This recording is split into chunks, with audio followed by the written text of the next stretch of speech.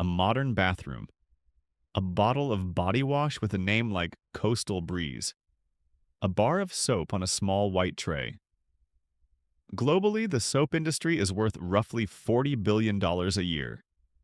Hand washing is now a public health intervention, taught in kindergarten classrooms, demanded by international travel laws, recited in 20-second song verses during a pandemic. For most of human history, none of this existed. For most of human history, people did not wash their hands, they did not wash their bodies, they did not, by and large, wash their clothes. Soap as a daily use product has existed in Europe for less than 300 years. As a global hygiene norm, it is younger than the light bulb. The first soap was made by accident, by people trying to do something else, with ingredients that included animal fat and the ashes of a dead fire. The story begins with a sacrifice. Before the bar. For most of human history, cleanliness was something other people did. The earliest known recipe for a soap-like substance is written on a clay tablet from ancient Babylonia, dated to around 2800 BC. The recipe calls for water, alkali, and cassia oil. It does not mention washing people. The Babylonians used it to clean wool and cotton in preparation for dyeing. Bodies were a separate problem. The ancient Egyptians had something closer to a body cleanser. The Ebers Papyrus, written around 1500 BC, describes a paste made of animal fats, vegetable oils, and alkaline salts.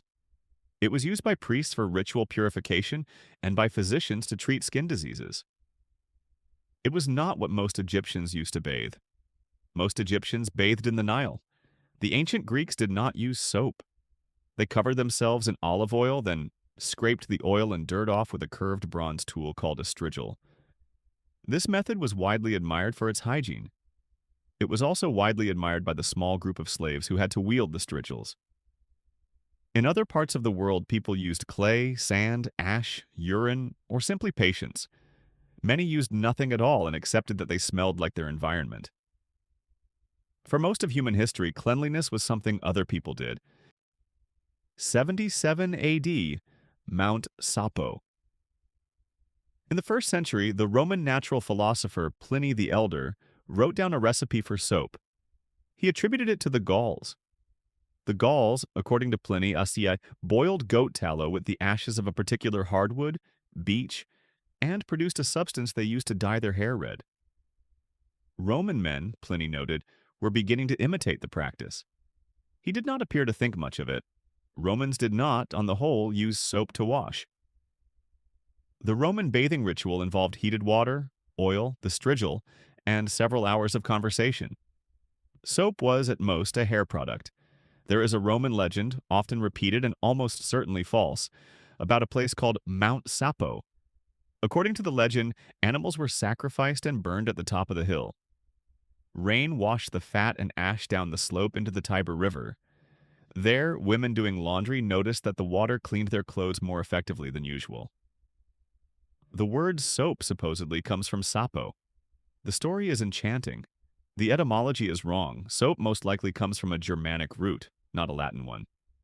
There is no Mount Sapo in any Roman geographic record. The Romans were not generally in the habit of burning live animals at the top of hills overlooking the Tiber. But the story persists because it captures something true. Soap was discovered by accident, more than once by people who were trying to do something else. The Romans had soap. They mostly used it on their hair. Jacobin 1100, a crusader's souvenir. After the fall of Rome, soap largely disappeared from Western Europe. The reasons were partly religious. The early Christian church was skeptical of bathing, associating it with Roman vanity, and partly medical. By the Middle Ages, European physicians had developed an elaborate theory that warm water opened the pores of the skin and let disease enter the body. During the plague years, this theory hardened into doctrine. Bathing was discouraged.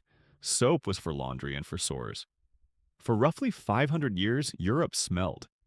In the meantime, soap continued to develop in the Arab world.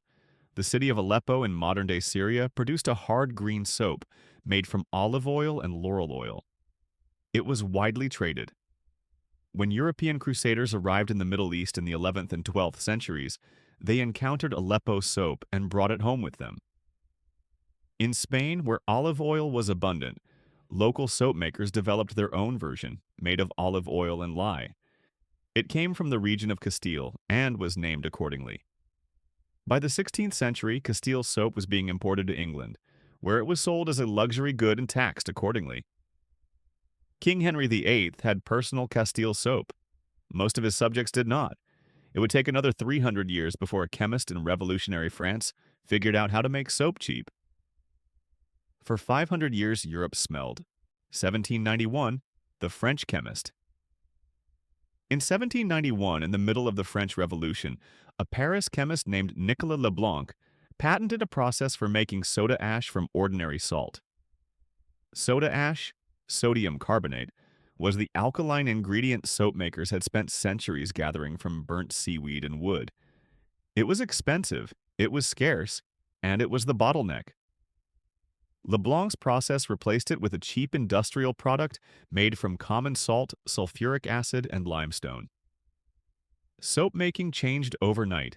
Within a generation, soap was no longer a luxury. Factories opened across England, France, and Germany. Bars of soap became affordable for ordinary households. The smell of Europe began very slowly to change. Leblanc himself did not benefit. In 1794, the revolutionary government nationalized his factory and gave him no compensation. When Napoleon eventually returned the factory in 1802, it had been stripped of equipment. Leblanc could not afford to restart production. He spent the next 4 years writing letters requesting reimbursement that never arrived. In 1806, Nicolas Leblanc shot himself in a workhouse for the indigent. His process by then was being used by every soap manufacturer in Europe. It would remain the dominant method of making soda ash for nearly a century. A French chemist invented industrial soap and died penniless. Jacques Urfias, 1847, the doctor nobody believed. In 1847, in the maternity ward of Vienna General Hospital, a Hungarian physician named Ignaz Semmelweis noticed that women who delivered babies in Ward 1 died of infection at 5 times the rate of women in Ward 2. The two wards used the same equipment. They served the same population. They differed in one respect. Ward 1 was staffed by doctors and medical students who arrived directly from the morgue, having spent the morning conducting autopsies. Ward 2 was staffed by midwives who did not. Semmelweis ordered the doctors to wash their hands in a solution of chlorinated lime before entering the maternity ward. The mortality rate in Ward 1 fell from 18% to 2%. The medical establishment of Vienna found his findings offensive. Doctors in 1847 did not have dirty hands. The germ theory of disease did not yet exist. To suggest that a physician could be carrying death between rooms on his fingertips was, in Vienna, considered an insult to the profession. Semmelweis was dismissed from Vienna General Hospital in 1850. He published his findings in 1861. They were widely ignored. He grew increasingly erratic, was committed to an asylum in 1865, and beaten to death by guards within 2 weeks. 20 years later, Louis Pasteur and Joseph Lister would propose germ theory and revolutionize medicine. Hand washing would become standard practice. Hospital mortality would plummet. He was right. He died alone. 2020. The foam. Today, the global soap and body wash market is worth approximately $40 billion a year. In 1879, in a Procter & Gamble factory in Cincinnati, a worker left a soap mixer running through his lunch break. When he returned, the mixture had whipped air into the soap, producing bars that floated. The company, recognizing a commercial opportunity, branded the accident. The product was called Ivory Soap. The advertising slogan was, "It floats." 5 years later in England, William Hesketh Lever launched a brand of soap called Sunlight. It was the first soap to be sold in standardized, individually wrapped, branded packaging. He did not invent the soap. He invented the marketing. By 1900, soap was a household staple in most of the developed world. By 1950, the average American owned multiple varieties: hand soap, bath soap, dish soap, laundry soap, shampoo. By 2000, that had expanded to body wash, foaming hand wash, antibacterial gel, dishwasher pods, and a product called pre-shampoo treatment. In 2016, the United States Food and Drug Administration banned triclosan, an antibacterial chemical that had been added to consumer soaps for decades. Studies had demonstrated that it was no more effective than ordinary soap, and that it disrupted hormones in laboratory animals. The industry quietly removed it.